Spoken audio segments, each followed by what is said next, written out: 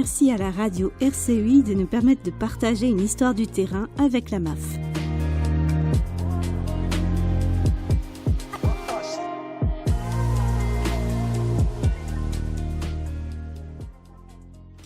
Il existe des histoires qui révèlent le pire de l'humanité. Et parfois, au cœur même de l'horreur, surgit aussi le meilleur de l'humanité. Celle-ci commence au Soudan du Sud. Une petite fille de 8 ans, que nous appellerons Grace, a vécu un traumatisme qui a bouleversé sa vie et celle de sa famille. Une violence profonde aux conséquences médicales graves qui aurait pu mettre sa vie en danger.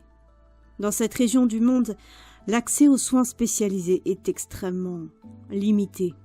Sans intervention chirurgicale, l'état de Grace risquait de s'aggraver. Un médecin de Juba a alors lancé un appel à l'aide. Son message a traversé les frontières, touchant les cœurs bien au-delà de l'Afrique. Angela, engagée dans l'association Life for African Mothers, se souvient. Cette histoire ne me quittait pas. Et soudain, j'ai pensé au docteur Denis Mukwege, prix Nobel de la paix, qui soigne depuis des années les victimes de violences sexuelles en République démocratique du Congo. Et je lui ai écrit, sans vraiment y croire. Moins de 24 heures plus tard, une réponse arrivait. Et le docteur Mukwege a accepté de prendre Grace en charge dans son hôpital, la Fondation Panzi à Bukavu. Il ne restait qu'un immense défi. Comment transporter cet enfant médicalement fragile à travers plusieurs pays dans une région aux infrastructures quasi inexistantes? C'est là que la MAF est entrée en scène. Les équipes de la MAF au Soudan du Sud et en Ouganda ont coordonné une évacuation médicale exceptionnelle, traversant 3 pays pour permettre à Grace d'accéder aux soins dont elle avait désespérément besoin. Le vol a été assuré par le pilote néerlandais Peter Room. Et ce jour-là, l'émotion était palpable. Quand j'ai appris ce que vivait cette petite fille, cela m'a profondément touchée. J'ai moi-même des filles du même âge, et le jour du vol, l'une d'elles fêtait son anniversaire, et j'ai compris, plus que jamais, pourquoi nous faisons ce métier. Avant le décollage, Peter a prié avec la famille. Après plusieurs heures de vol, Grace est enfin arrivée à Bukavu, à l'hôpital Panzi.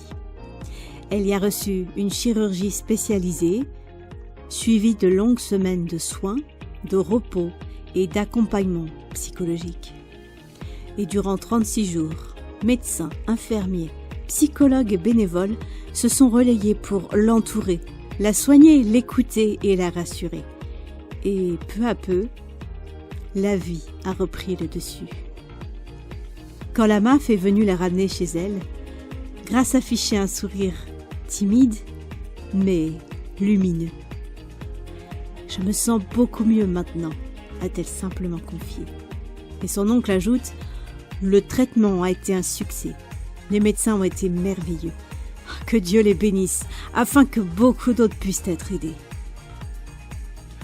Derrière ce sauvetage, ce sont des dizaines de personnes et d'organisations qui ont uni leurs forces. La Fondation Panzi, Life for African Mothers, Aviation sans frontières, International Health Partners et la MAF, qui a rendu possible chaque étape du voyage. Angela résume « Je suis encore émerveillée de voir comment tout cela s'est mis en place si rapidement.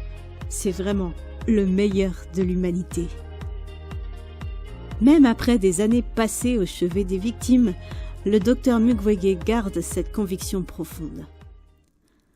Peu importe la gravité d'une situation, il y a toujours une lumière au bout du tunnel.